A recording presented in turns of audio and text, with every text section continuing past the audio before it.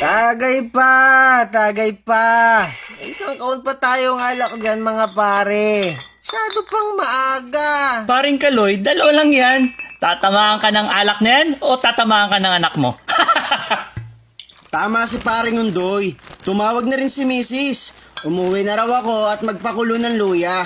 Masakit raw ang lalamunan niya at masama raw ang pakiramdam niya eh. Pambihira naman paring Berto. Nagpapalambing lang yan si Mrs. Naku pare, bihira dumain ang sakit ng katawan si Mrs. Lasat ko na to at uuwi na ako.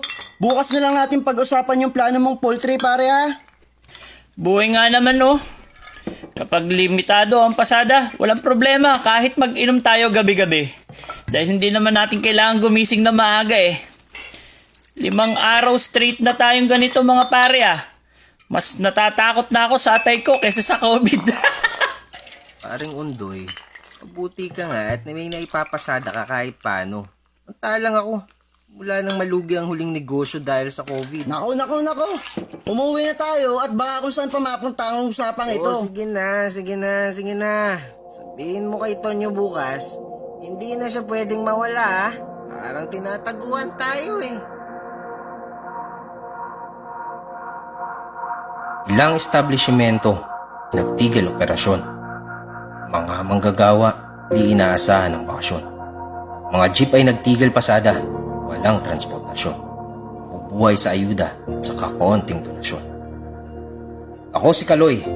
Ito ang aking kwentong pandemya.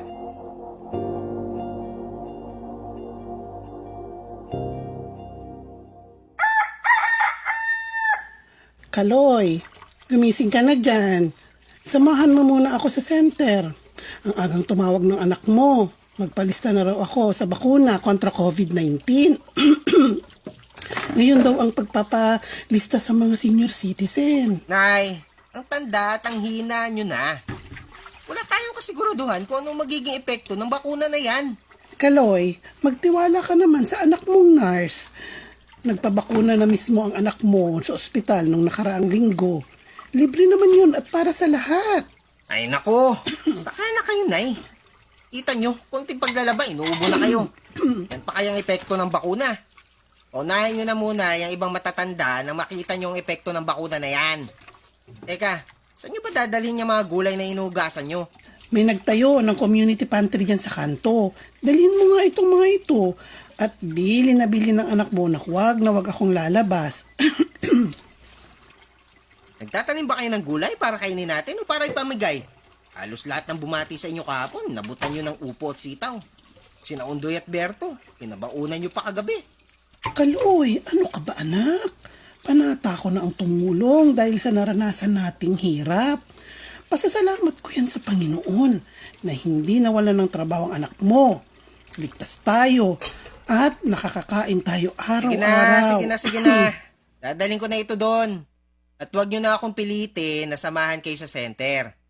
Dahil hindi kayo magpapabakuna. Minom ho kayo ng gamot sa ubo. Meron dyan sa kusina. Krisis sa kahirapan, krisis sa kalusugan. Tuloy na kinakaharap sa bayanan. Ano, sino, saan, paano at hanggang kailan? Tanong na gumugulo sa bawat mamamayan.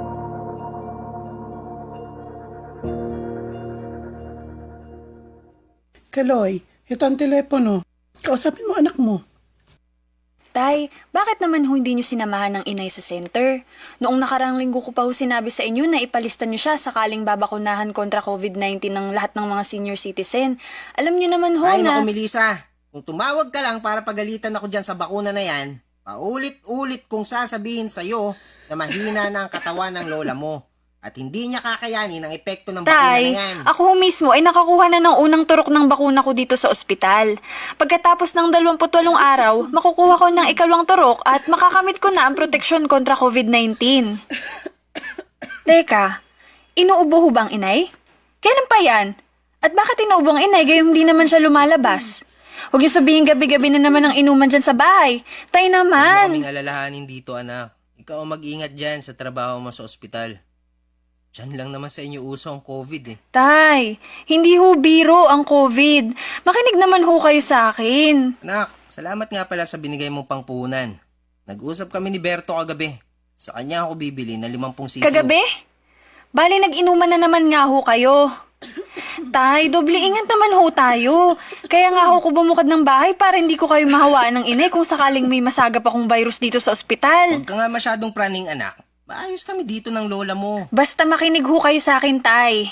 May duty pa ho ako. Ipalista nyo na hong inay sa center para mabakunahan kontra COVID-19. At agapan nyo na rin ho ng gamot ang ubo ng inay. Mamaya na lang ulit ako tatawag. Ay, naku nay. Manang-mana sa iyo ang apo nyo. Kaloy, nagpapaalala lang naman ang anak mo. Paulit-ulit na lang ho tayo, nay. Ilang araw ko na nakakainuman niya mga yan. Ito na nga lang ang libangan namin. Kaloy, wala rin namang sigurong masama kung makikinig tayo. Nanonood ako ng mga balita at marami na rin talagang senior citizen ang nagpabakuna. Ligtas iyon at epektibo, Kaloy. Sayang naman ang proteksyon na makukuha kung sakali. Bahala ka, walang maglalaba para sa iyo pag namatay ako. Marami ang takot sa kalabang hindi nakikita. Kailan ba matatapos itong pandemya?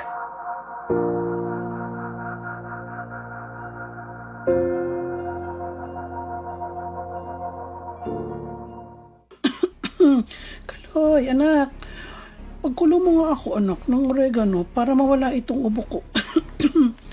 Ngayon lang ako maglalambing sa iyo, anak.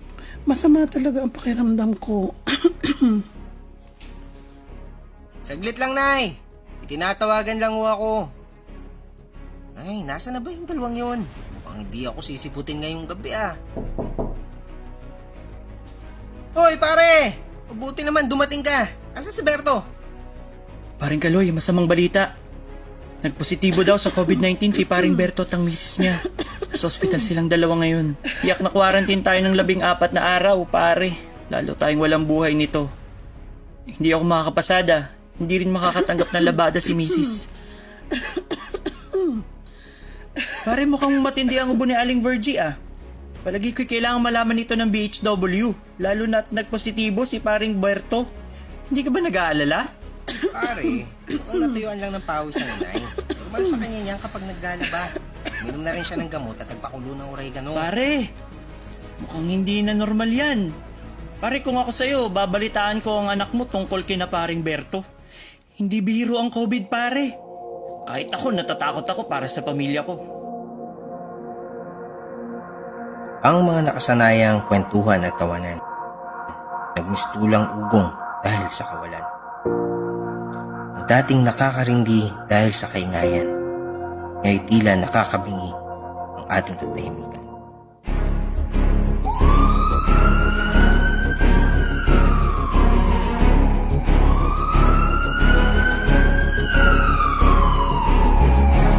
Nay! Lumaban kayo, Nay! Lumaban ka!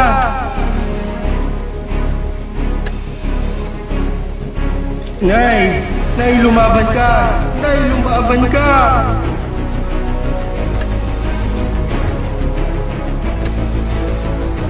Nay, lumaban ka, Nay!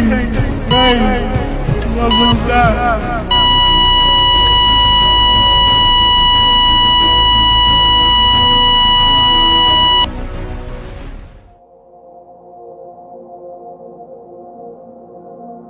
Ang araw ay lulubog sa dapit hapon. Ang bagong bukas ay magbibigay. Sa pagkalunod ay unti-unting aahon. Sa pagkadapa ay muling babaw.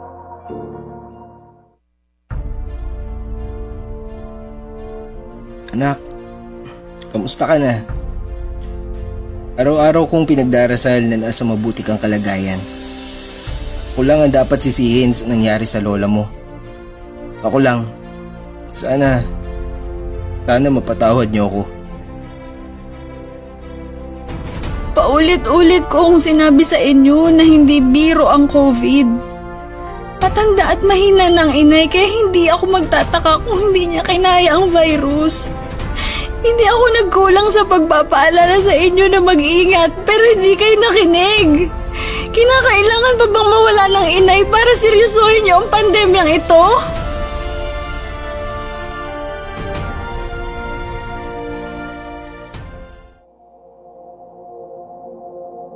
Tawad, inay.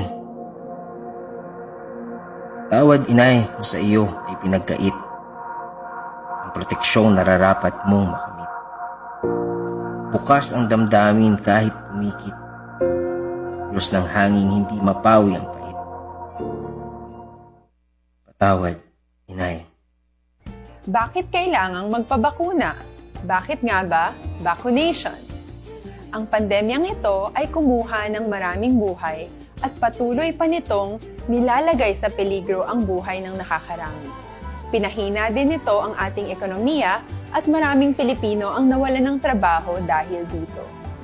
Sa pagkatuklas ng bakuna laban sa COVID-19, nagkaroon tayo ng oportunidad na malabanan ang pandemyang ito.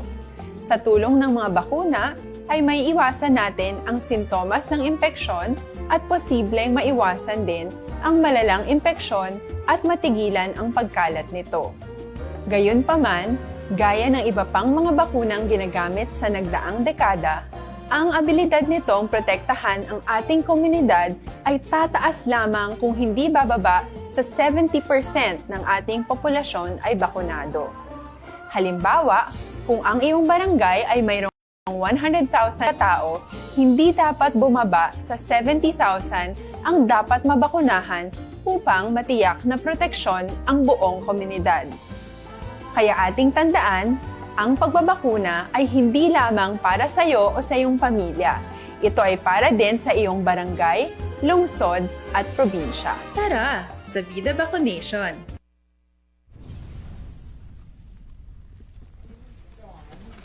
Joy!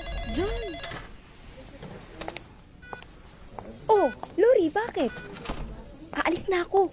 Ngayon pa lang ako makakauwi ng bahay. Biskunaan ako. Sasabay na sana ako sa'yo palabas. Gusto ko na din matulog. Grabe ngayon, no? Punong-puno lahat ng ward. Sobrang daming pasyente. Pakiramdam ko, bibigay ng katawan ko sa pagod at puyat. Idagdag mo pa tong bigat ng PPE. Ay. O siya, sige, dito na lang ako. Ingat ka, ha? Hoy, Joy!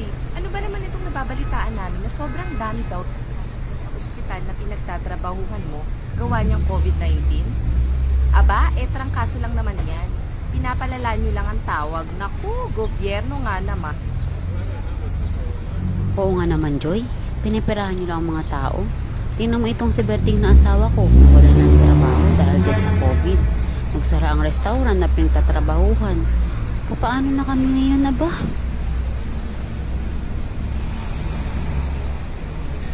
Aling Marites, mawalang galang na po pero mali po ang mga paratang ninyo.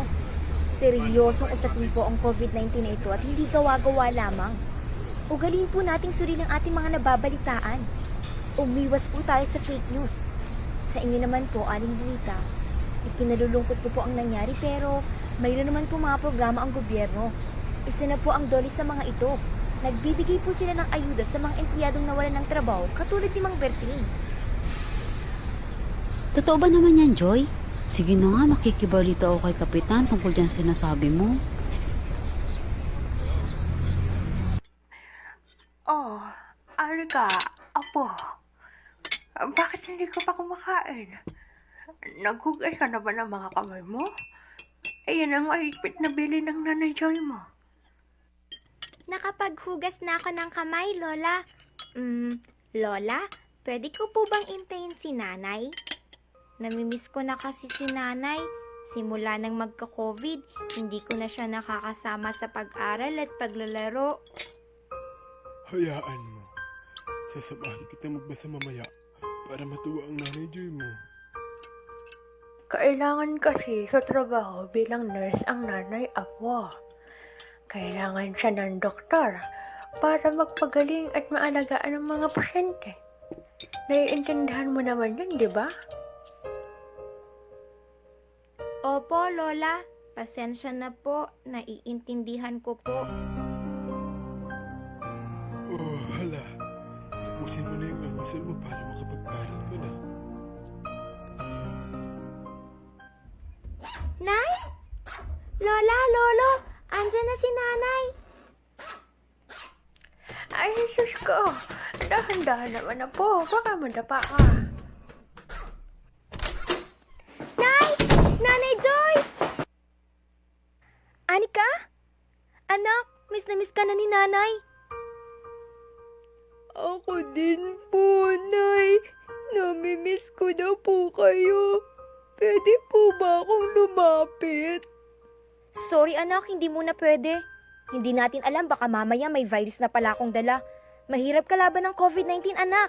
Kailangan ko muna magpalit ng damit at maglinis ng katawan para mayakap na kita anak.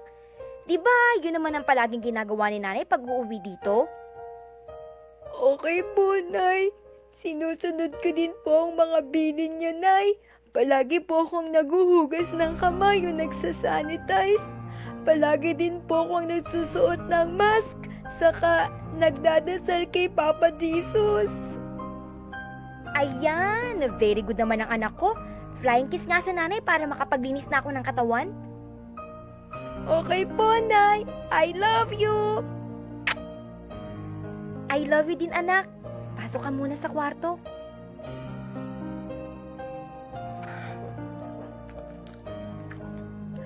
Joy, anak. Kamusta ka na? Palagi ka mag-iingat dun, ha? Baka naman hindi mo na naaasikaso at naaalagaan ang sarili mo. Ayos lang po ko, Nay. Salamat po sa pag-aalaga ninyo ni Tatay kay Anika. Walang problema iyon. Napakalambing na bata ni Anika. Kaya wilig-wili ang tatay lito mo. Salamat po, Tay. Mag-iingat po kayo. Lalo na at senyor na kayong pareho. Hanggat maaari huwag nang lumabas ng bahay. Lagi niyo pong sundin ang mga public health standard na sinasabi ko sa inyo. Kayo po ba'y nabakunahan na? Nabagit ko po sa inyo nung nakaraang linggo. Oo, anak. Nabakunahan na kami ng nanay mo. Kamusta naman po ang pakiramdam niyo? Aba, ay ayos lang naman, anak. Kami ay natutuwa ng tatay mo. Kasi may protection na kami laban sa COVID-19.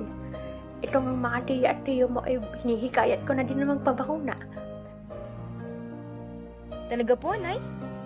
Mabuti po yan. Sabay-sabay nating proteksyonan ang mga sarili natin laban sa COVID-19. Oh, Joy, andiyan ka na pala. Sabay na tayo. Sige, Lori. Ay. Alam mo, Joy, parang hindi na nababagay sa'yo yung pangalan mo. Itong mga huling araw, parang lagi ka nalang malungkot ah. Nakakalungkot naman kasi ang nangyayari ngayon, Lori. Marami sa mga taong namamatay dahil sa virus. Marami ding mga taong hindi naniniwala sa COVID-19 at patuloy na nagkakalat ng fake news. Sabagay. May punto ka nga naman. Kaya nga dapat nating ipaliwanag sa mga taong health protocols para naman maiwasan ang paglaganap ng virus na ito. Joy, kaya natin to. Magtiwala ka lang. Good morning, Ma'am Belinda. Kamusta na pong pakiramdam ninyo? Nurse Joy, natutuwa akong makita ka. Kinakapos pa din ako ng pag-ingat. Medyo masama pa din ang pakiramdam ko, pero nababawasan naman ito pag nakakakwentuhan kita kahit saglit lang. Natutuwa din akong nakikita kayong nakangiti na, Ma'am. Hayaan nyo, basta magpalakas lang kayo, makakalabas na din kayo dito. Sana nga, Nurse Joy. Gustong gusto ko na makauwi at makasama ang asawa ko. Kami na lang kasi ang magkasama sa bahay. Ang mga anak kasi namin ay parang nakalimot na ata na meron pa silang mga magulang. Naku, Ma'am, wag na kayo mag-isip ng ganyan. Gagaling po kayo at makakasama nyo na din ang asawa nyo. At malay nyo, sa araw na paglabas nyo dito, nasa labas na ang mga anak ninyo at sasalubungin kayo. Sana nga, Iha. Aking ikatutuwa yan. Sana nga. Nay, si Anika po ito. Kamusta po kayo? Sabi ni Lola, pwede na akong tumawag. Ayos naman ako, anak. Kakatapos ko lang sa trabaho. Kayo dyan, kamusta? Ayos naman po, nanay superhero. Anong nanay superhero? Nakita ko po kasi sa TV na superhero na daw po kayo mga nurse at doktor na tumutulong sa pakikipaglaban sa virus. Saka, hindi po kayo natatakot sa virus. Ang galing niyo, Nay! Ikaw talagang bata ka. Ginagawa ko lang ang trabaho ko, anak. Hindi naman kailangang matakot. Kasama natin ang Diyos sa pakikipaglaban sa pandemyang ito. Basta sundin lang natin palagi ang tamang protocols. Kahit sino, pwedeng labanan ang virus at pwedeng maging superhero. Ganun po ba? Pero para po sa akin, ikaw pa din ang nanay superhero ko. O sige na nga, isa na din akong superhero. Makulit ka eh. Nurse Joy? Yes po. Sino po sila? Ako si Jean. Anak ako ni Benilda Rosales. Ganun po ba? Ano po ang may paglilingkod ko sa inyo, ma'am? Gusto lang namin magpasalamat magkakapatid sa pag-aalaga mo sa nanay namin. Napakalaki ng pagkukulang naming magkakapatid sa kanila ni Papa. Salamat dahil ikaw ang nakasama niya at nakapagpagaan ng loob noong mga panahong malungkot siya. Totoo ngang di biro ang COVID-19. Walang anuman po, Miss Jean. Ginagawa ko lang ang trabaho ko at masaya ako katulong ako kay Ma'am Belinda. O sige, aalis na ako, Nurse Joy. Ngayon kasi ang labas ni Mama. Magaling na siya sa COVID-19. Maraming salamat ulit sa'yo. Isasama namin sa aming mga panalangin ng kaligtasan mo, Nurse Joy. Palagi kang mag-iingat, ha? Magandang umaga, Joy. Uuwi ka ba sa inyo? Kamusta na sa ospital na pinagtatrabahuhan mo? Magandang umaga din po, Aling Marites. Maayos naman po sa ospital. Dumarami na rin ang gumagaling sa virus. Natutuwa din ako at maging kayo'y sumusunod sa ating minimum health standards. Naku, oo naman, Joy. Totoo pala ang COVID-19. Dapat kasi di na ako nakikinig dito kay Lolita sa mga chismis na nasasagap niya. Ito nga at palagi na ako naka-face mask at di na ako nakikihalubilo sa maraming tao. Tama yan, Aling Marites. Sa pamamagitan yan, makakatulong kang mapahinto ang pagkalat ng virus. Oo, Joy, makakaasa ka. Sasabihan ko na din ang ating mga kapitbahay. Sige po, Aling Marites. Salamat at mag-ingat kayo palagi.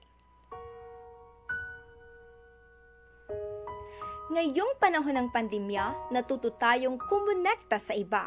Natuto tayong magtrabaho ng hindi kagaya ng dati at magmahal ng walang katumbas. Hindi man natin ito inaasahan, basta tayo ay magtulungan, lahat ay makakayanan.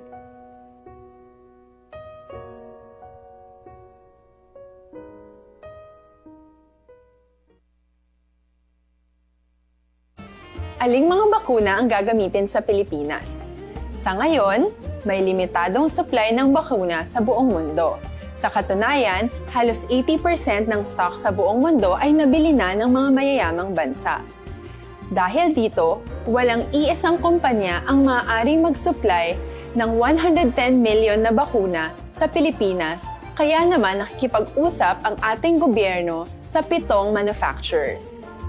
Sinisiguro natin na ang mga bakuna nito ay makakatanggap ng Emergency Use Authorization at kung may EUA sila, doon lamang sila bibilhin at gagamitin ng ating gobyerno para sa ating vaccination program. Nagbibigay ang EUA ng assurance o katiyakan na ang bakuna ay dumaan sa masusing pagsusuri at nirerekomenda ng mga independent na eksperto sa atin. Hindi mo rin kailangan mag-alala. Ang bakuna laban sa COVID-19 ay hindi magbibigay sa'yo ng COVID na sakit. Tara, sa Vida Vaccination! Ito ay